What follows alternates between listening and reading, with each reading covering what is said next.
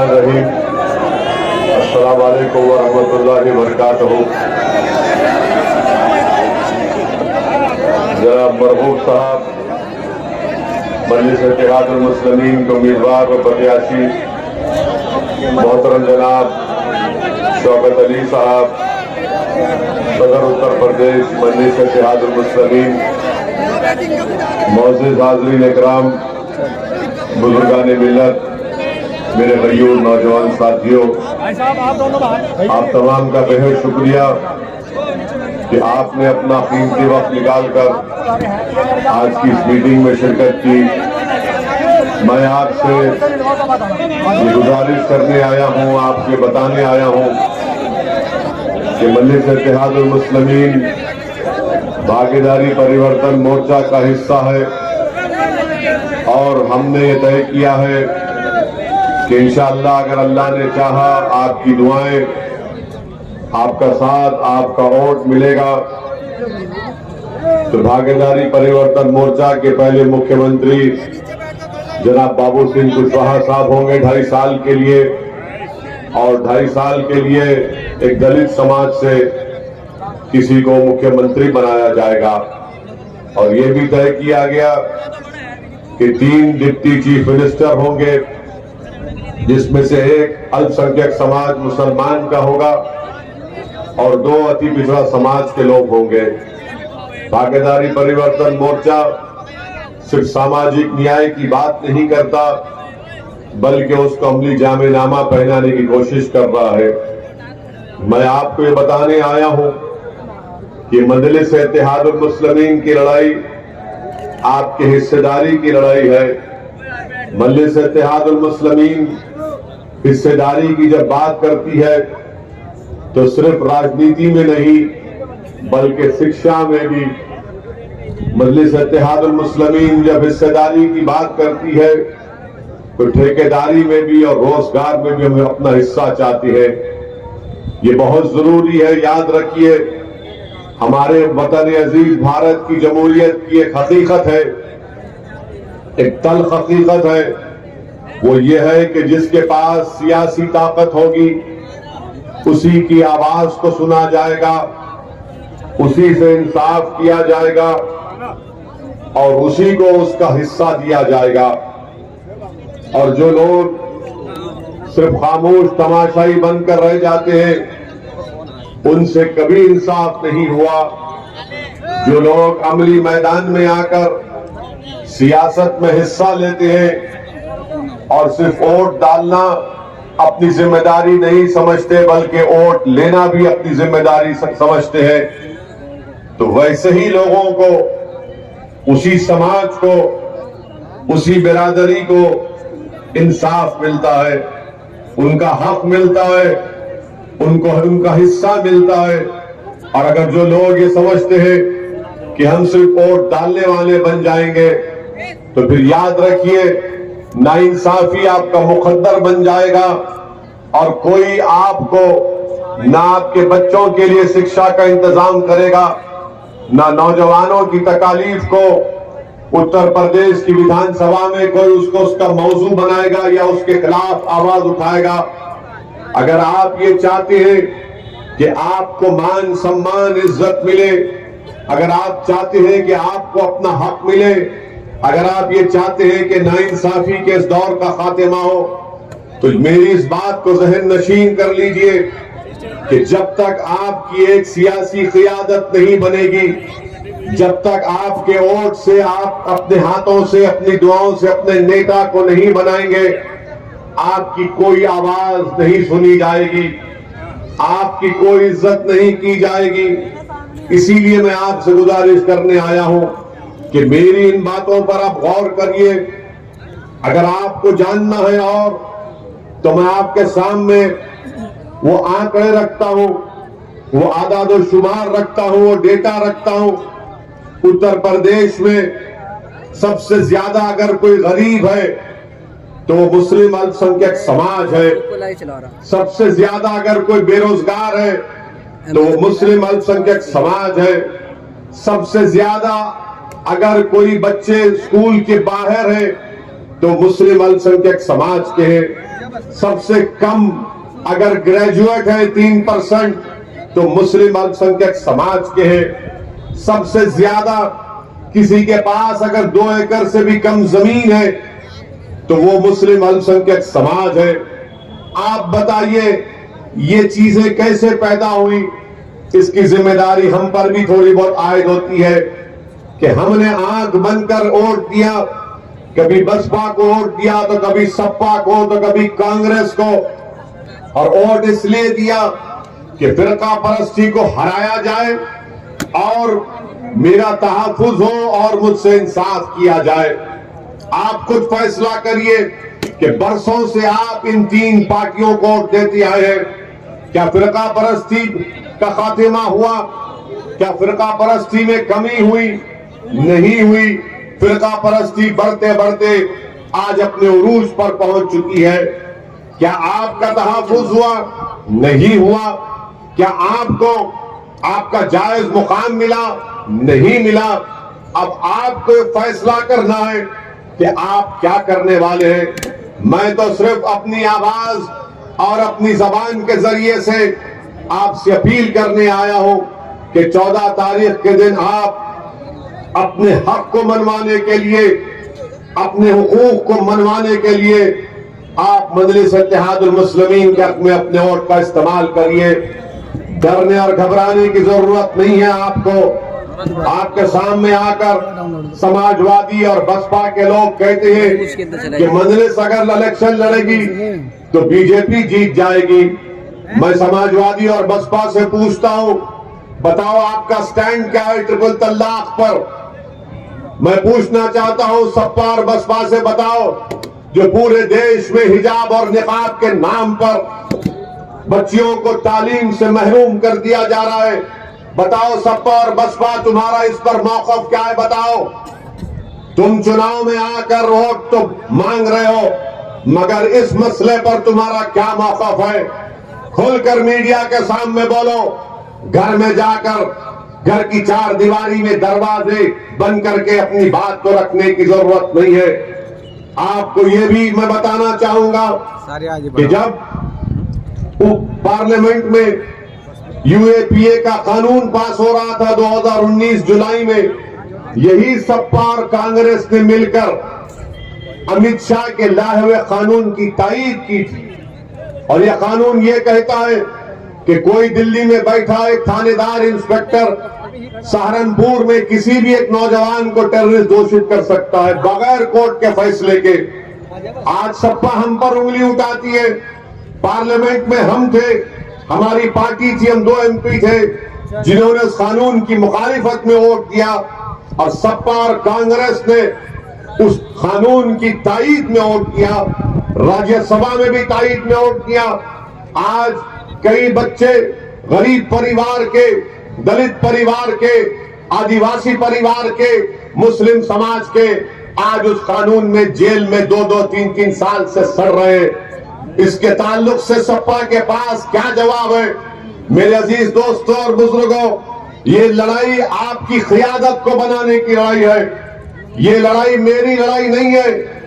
ये लड़ाई मेरी लड़ाई इसलिए नहीं है क्योंकि मैं उत्तर प्रदेश को अपनी मकबूलियत या अपनी अनानियत की तस्कीन के लिए नहीं आया हूं। मैं अगर उत्तर प्रदेश आया हूं और इंशाअल्लाह आता रहूंगा तो एक ही मकसद है कि आपको नेता बनाया जाए, आपकी एक सियासी क़ियादत आपकी सफ़ों से खड़ी हो जाए। जिस तरह हर दीगर समाज की एक सियासी पहचान है, एक सियासी ताकत है, हमारी भी सियासी ताकत खड़ी होनी चाहिए। लोग कहेंगे क्या सपा और बसपा में नहीं है? तो मैं उनसे पूछना चाह रहा हूं, जो सपा और बसपा में लोग बैठे हुए हैं, आज चुनाव आता है तो असबियत के मजारे करते हैं, मगर जब CAA का एहतजाज हो रहा था तो कहां पे नजर आ रहे थे? तमाम के तमाम इलेक्शन आ गया तो भीख मांगते वोट के लिए, मगर जब CAA का कानून उसके खिलाफ पूरे देश में एहतजाज हो रहा था तो ना सपा वाले नजर आए, ना बसपा वाले नजर आए, खामोश तमाशाई बने बैठे थे।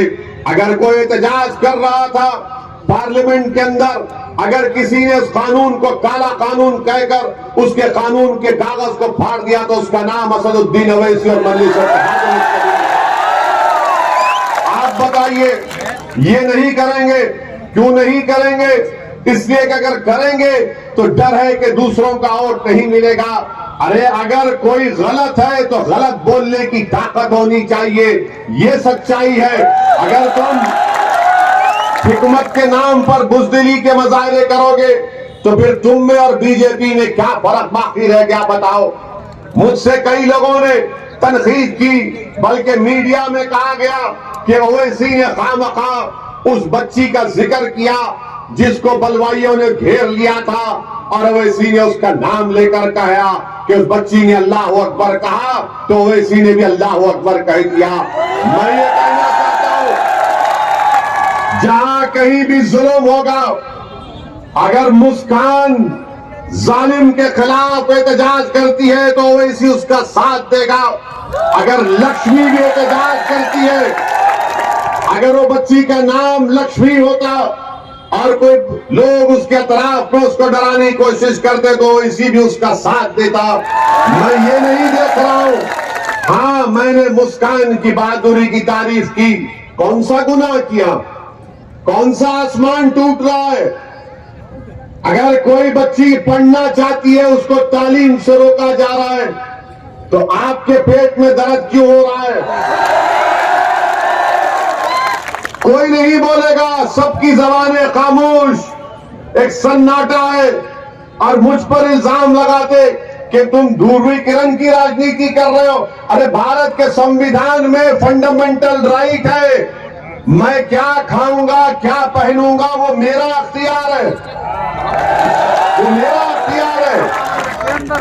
मगर आप मुझे नहीं बोल सकते कि तुम शेरवानी नहीं पहनना, तुम कुर्ता पैजामा नहीं पहनना, तुम सर पे टोपी नहीं पहनना, तुम निकाब नहीं करना, तुम हिजाब नहीं करना, तुम चादर नहीं डालना, तुम गोश्त नहीं खाना।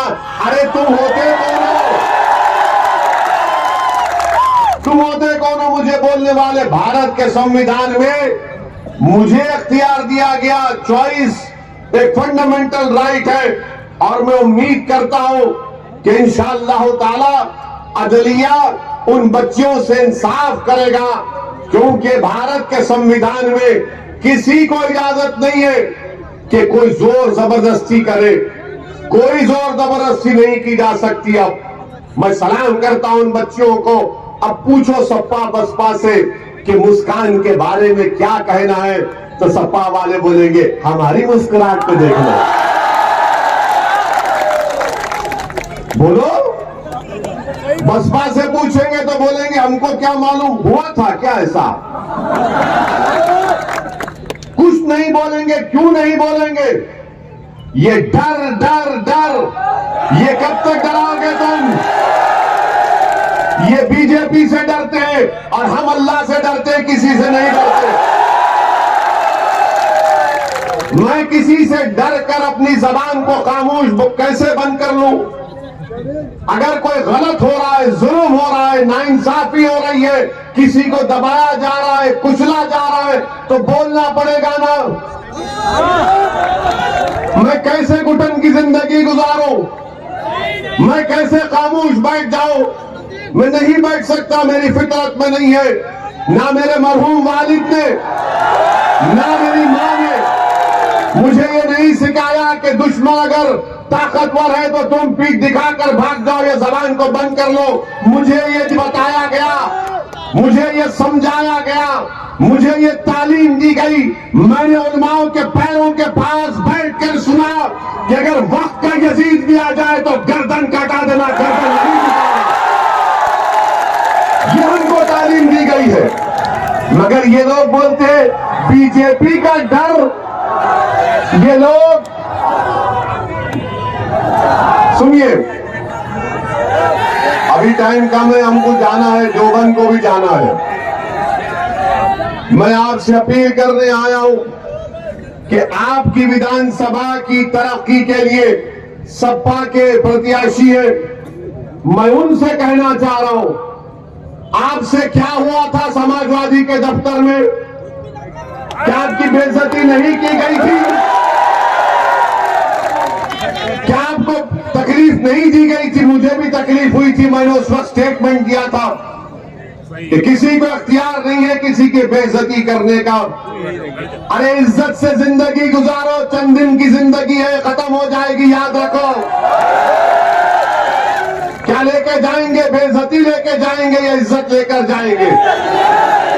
मेरे अजीज दोस्तों और बुजुर्गों, आज इस विधानसभा से मजलिस इत्तेहादुल मुस्लिमीन ने एक बेहतरीन प्रत्याशी को आपके दरमियान में उतारा है और मुझे यकीन है कि वो आपका खादिम बनकर, आपका नौकर बनकर आपकी खिदमत करेगा। और मैं आपके दरमियान में खड़े होकर मरहूम साहब को यह कहना चाहूंगा कि इंशाअल्लाह अगर अल्लाह ने और आपकी दुआओं को और आपके वोटों से अल्लाह इनको कामयाब करेगा तो जब ये विधानसभा में जाएगा उत्तर प्रदेश की, मुख्यमंत्री कोई भी होगा, जब बात आएगी जुल्म के खिलाफ तो आवाज उठाना इनका फरीजा बनेगा इंशाअल्लाह। जब बात आएगी हक दिलाने की तो इनकी जबान को मैं नहीं रोकूंगा। जब बात आएगी दबे कुचले अवाम को उनका हक दिलाना, उनका मान सम्मान दिलाना, जब बात आएगी अल्पसंख्यक समाज मुसलमान की तो मैं ये कहूंगा कि मरहूम उत्तर प्रदेश की विधानसभा के दरो दीवार को हिलाकर रख दो। इस विधानसभा की जनता को कभी मायूस मत करो, चाहे किसी का भी मजहब पूछो। मजलिस जुल्म को बर्दाश्त नहीं करती, मजलिस जालिम का साथ नहीं देती, मजलिस कमजोरों का, गरीबों का, मजलूमों का साथ देती आई है और ये हमारी तारीख रही है। मेरे अजीज दोस्तों और बुजुर्गों, कल सहारनपुर में देश के प्रधानमंत्री आए थे।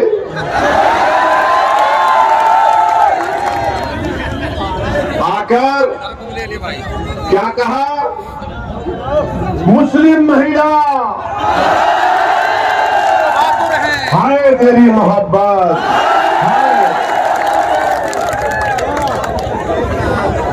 अब आप बताइए, हरिद्वार में, रायपुर में, प्रयागराज में मुस्लिम महिलाओं के बारे में गंदगी बयान की गई, मुस्लिम महिलाओं के बारे में गंदगी बयान की गई।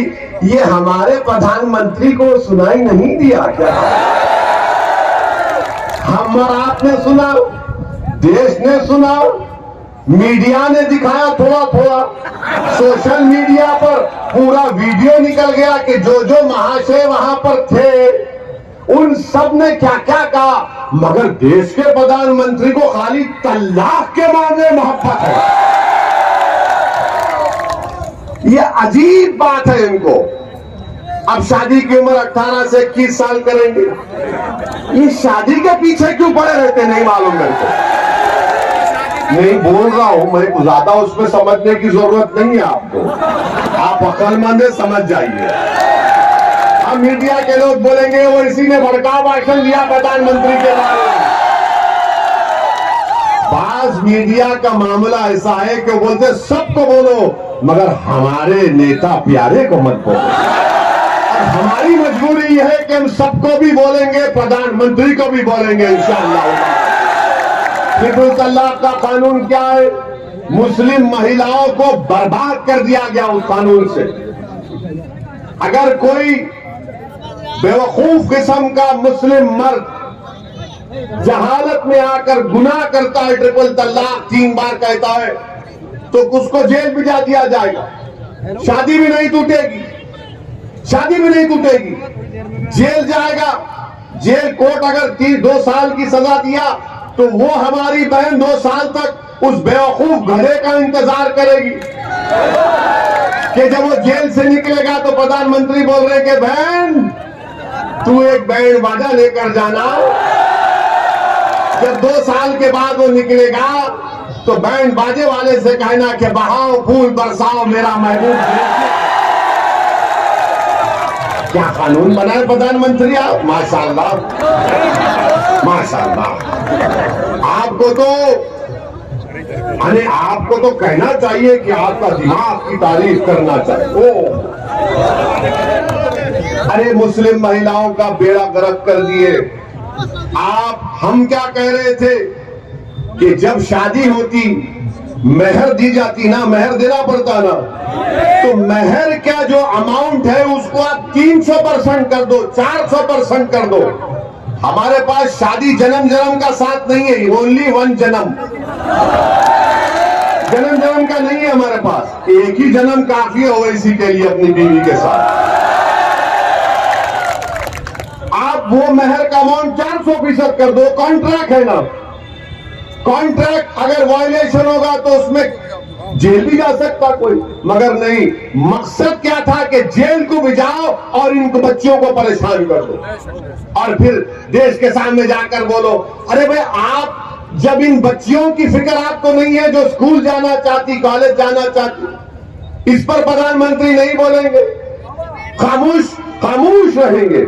मेरे अजीज दोस्तों और बुजुर्गों, और समाजवादी पार्टी चांदपुर विधानसभा से इनका प्रत्याशी कौन है?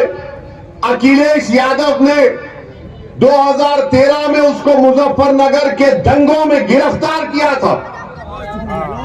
मुजफ्फरनगर के दंगों में गिरफ्तार किया था। अगर मेरी बात को अगर सच साफ मानना है तो टाइम्स ऑफ इंडिया के वेबसाइट पर जाकर उस प्रत्याशी का नाम डाल दो गूगल में। आज जिसको तुमने गिरफ्तार किया था मुजफ्फरनगर के फसाद में, वो चांदपुर से तुम्हारा प्रत्याशी है। क्यों है? क्योंकि आपकी इज्जत नहीं है, आपके वोट की अहमियत नहीं है। इनको मालूम कि किसी को भी लाकर खड़ा कर दो, ये आंख बंद करके वोट देगा उनको। मैं आपसे कह रहा हूं, आंख मत बंद करो, पूरे होश और हवास में रहकर अपने वोट का इस्तेमाल करो। क्या बीजेपी को हराना सिर्फ ओवैसी की जिम्मेदारी है? क्या बीजेपी को हराना बहन जी अखिलेश की जिम्मेदारी नहीं है? आप मिले थे क्या 2014 में? मैं था जब बीजेपी को 75 पार्लियामेंट की सीट मिल गई। जब 2017 में कांग्रेस और अखिलेश मिले, बीजेपी जीत गई, हम सिर्फ 30 सीट पर लड़े। 19 में हम नहीं थे, 15 सीट पर आप जीते। आपने 75% वोट दिया था मुस्लिम अल्पसंख्यक समाज ने। आज भी डराया जा रहा है आपको, जिंदगी और मौत का मामला है। अरे तू कौन होता कि चुनाव आएगा तो जिंदगी और मौत, और जब चुनाव हो जाएगा तो रोज मरो, रोज कब्रिस्तान को जाओ, बच्चे की लाश लेकर जाओ कि पुलिस कस्टडी में मर गया, एनकाउंटर में मर गया, गाय के गोश्त में या भैंस के गोश्त में पीटा जाता है, जेलों में जवानी को बर्बाद कर दिया जाता है। उस वक्त कौन आएगा, कौन आवाज उठाएगा? इसीलिए आपसे अपील करने आ रहा हूं कि आप अपने वोट की अहमियत को जताना है तो आप मजलिस के हक में अपने वोट का इस्तेमाल करिए। मेरी बात को जहन नशीन कर लो। बसपा, सपा, कांग्रेस मोदी को नहीं हरा पाएंगे। अगर मोदी को कोई हरा सकता तो भागीदारी परिवर्तन मोर्चा हरा सकता है इंशाअल्लाह। इस विधानसभा से आप मरहूब को कामयाब करो। मैं आपसे अपील कर रहा हूं, एक चिराग को जलाओ, एक चिराग को जलाओ इन बातिल ताकतों के तूफानों में।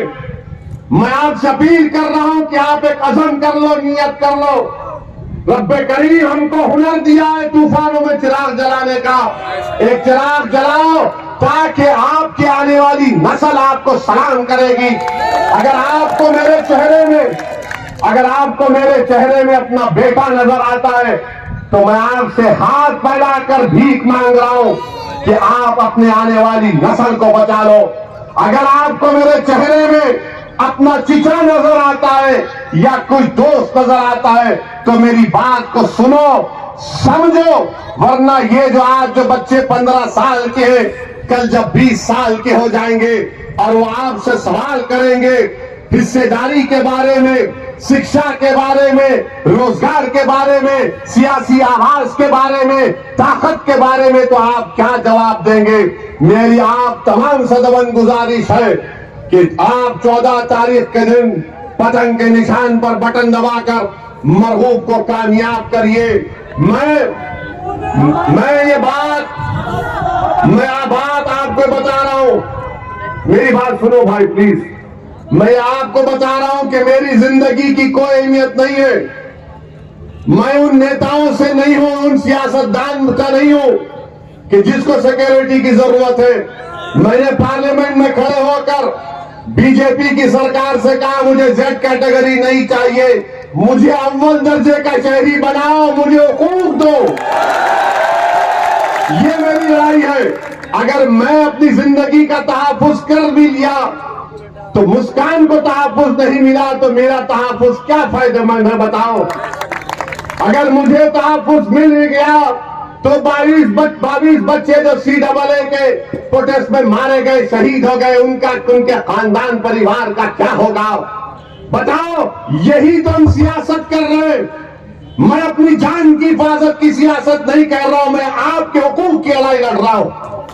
और मैं आपको बता रहा हूं कि इंशाअल्लाह ताला आपकी दुआओं की वजह से, अहले दिल की दुआओं की वजह से अल्लाह ने मुझे एक नई जिंदगी दी है। मगर जिन जालिमों ने, जिन शयातीन ने, जो नादुराम गोडसे की नाजायज औलाद ने हम पर गोलियां चलाई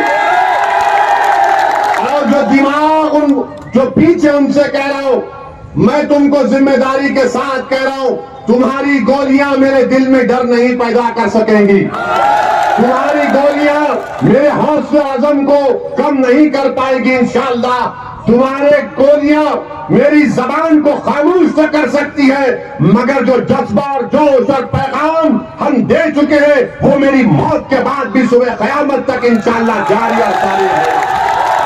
मेरे अजीज दोस्तों और बुजुर्गों, तो उठिए, 14 तारीख के दिन एक होकर असबियत को खत्म करिए, एक हो जाइए, असबियत को खत्म करिए और देखिए कि चुनाव आपके मुस्तकबिल का है, आपके हिस्सेदारी का चुनाव है। 14 तारीख के दिन इस विधानसभा के आसमानों पर सिर्फ पतंग नजर आना चाहिए। पतंग को दिखा दीजिए, इत्तेहाद की और ताकत की निशानी है। पतंग पर बटन दबाकर आप अपने खादिम को कामयाब करिए, अपने नौकर को कामयाब करिए, आप नेता बनिए। ये आपकी ताकत की लड़ाई है जो भारत के संविधान आपको देता है। अस्सलाम वालेकुम व रहमतुल्लाहि व बरकातहू। पतंग उड़ाइए, पतंग उड़ाइए।